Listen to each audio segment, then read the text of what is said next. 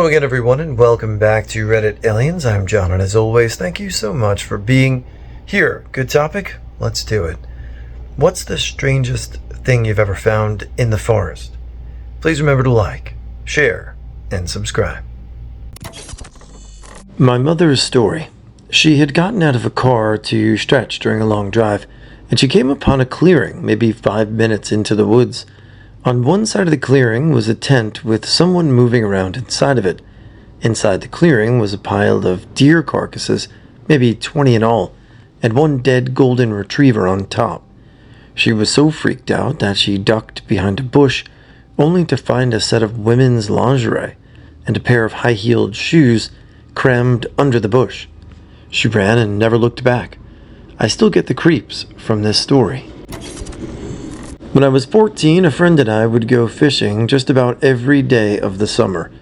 We would walk about an hour to an hour and a half through the woods and over bogs to a series of rivers that we called steadies, which flowed into a very large lake.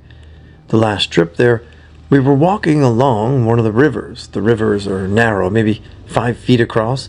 At 14, it was very easy to jump across from side to side. Anyway, we stumbled upon a large pile of animal bones. We kind of got worried, but we assumed maybe a hunter quartered their game there.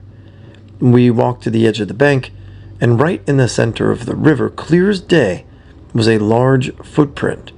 Barefoot, distinguishable toes, but just one. The left was big, even more magnified by the water. I called out to my friend to look, but as I said his name, I heard a loud rumble and the trees shaking on the other side. I looked to my friend, but all I saw was the dust he was kicking up from running away, to which I promptly followed and never went back. We told people and no one believed us. Volunteer as a firefighter here. This happened around late November of 2018. Dispatch drops our tones for a missing 16-year-old female. We're told to meet a sheriff's deputy at the fire station and to wait further instructions. I turn on my dash light and drive to the station to meet up with everyone else. We get to the station, and the girl's clothing's description, last known address, etc. We all get in the trucks and start driving around to each other's and her friends' houses, gas stations, the school, all the local businesses and motels. Our town has a population of about 1,500 residents. With only a handful of local businesses, my partner and I were pulling out of one of the gas stations. When I went, I thought I saw someone walking in an empty cornfield. I told my partner to stop as I grabbed the spotlight off of the floorboard. I shone the light on what I thought was going to be our missing person, but it was actually a man in his mid-40s, wearing torn jeans, cowboy boots, and a torn white t-shirt stained with what I thought was dirt. I get out of the truck and start walking down the hill and into the field.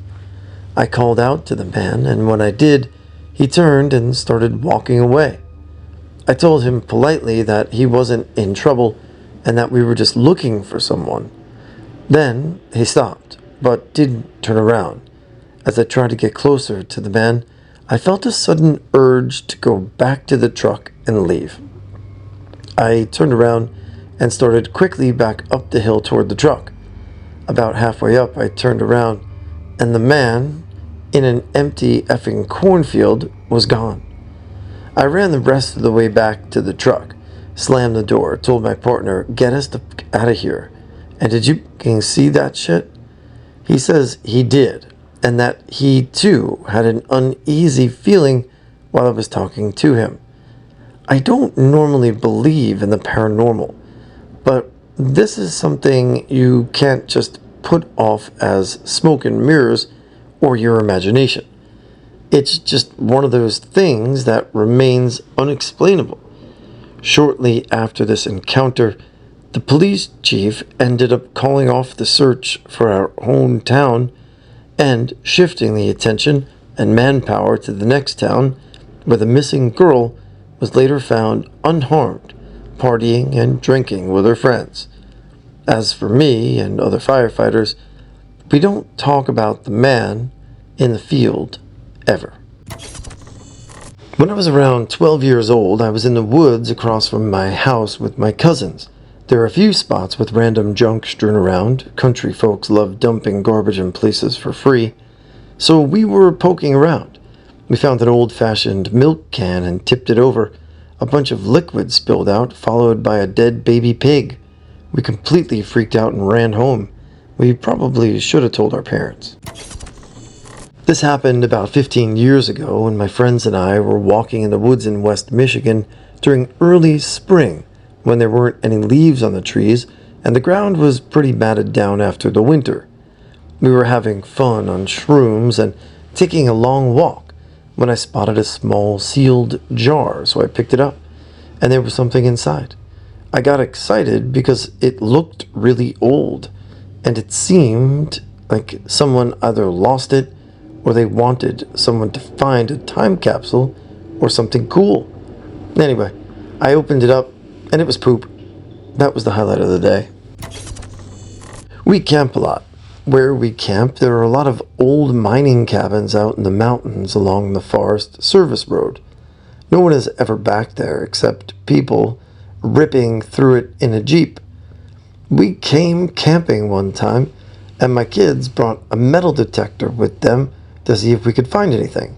Buried about 3 feet down around one of the old cabins was this big 1 foot by 1 foot metallic rock. It looked almost like silver.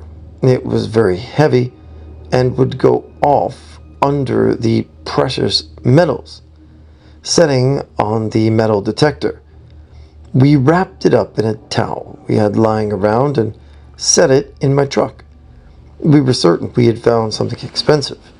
When we got home, I grabbed it and thought, that's weird, it seems lighter. I unwrapped this towel to find a bunch of broken twigs. My kids, 11 and 13, thought I was messing with them.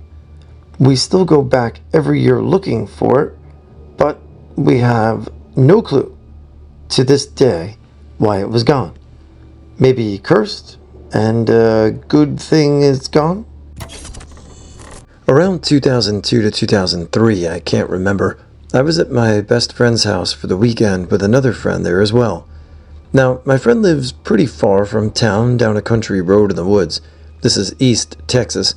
You had to turn off a farm road and down a dirt road into the woods a couple miles to get to his driveway.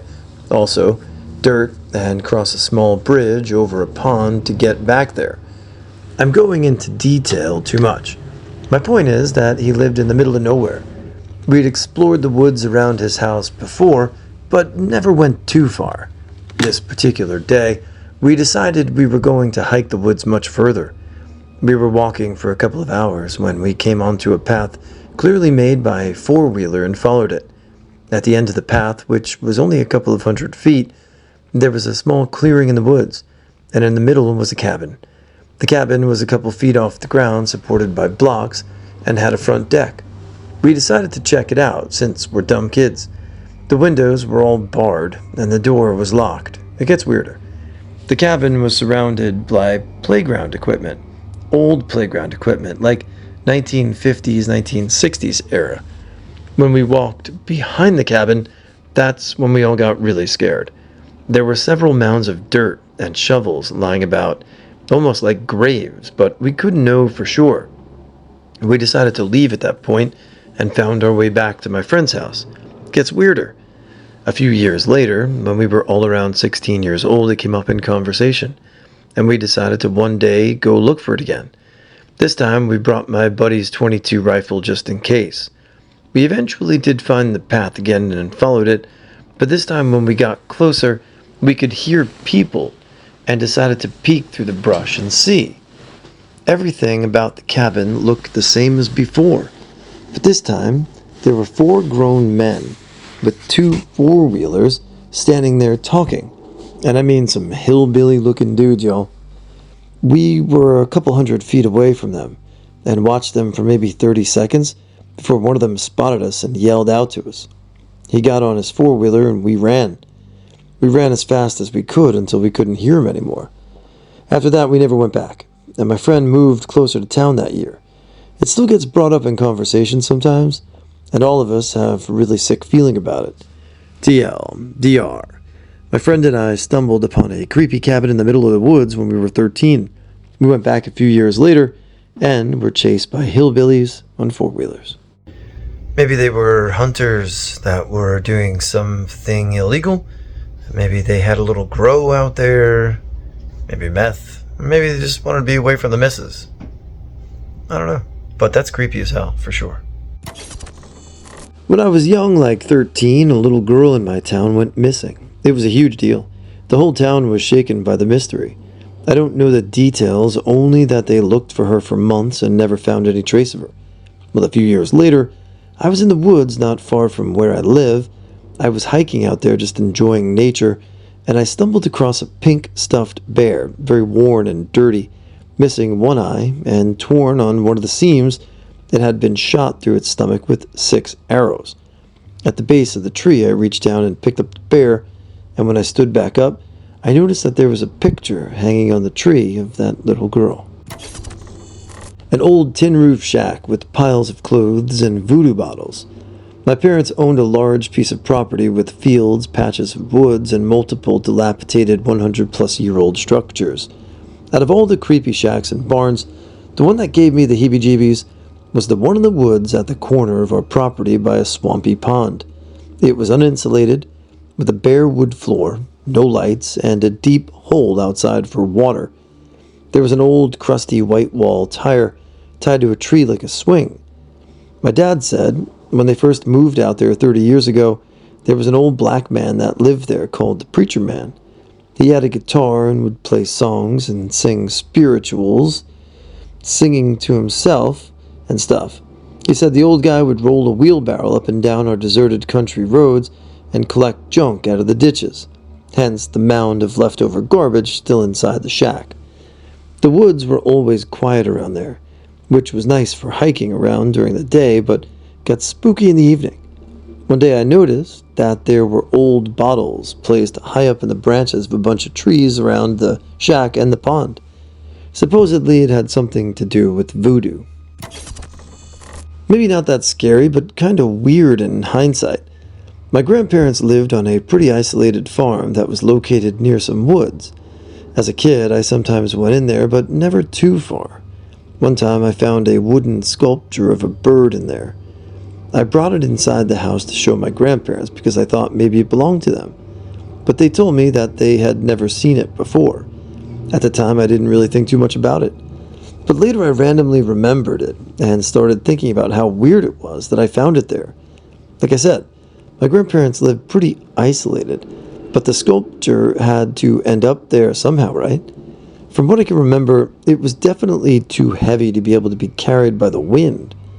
So I think that someone came really close to my grandparents' house and then left it there for some strange reason. When I was a little kid, we lived on the outskirts of Jackson, Ohio, out in the middle of the woods. My older brothers would sometimes have to take me out with them when they explored, so my mom could get some free time.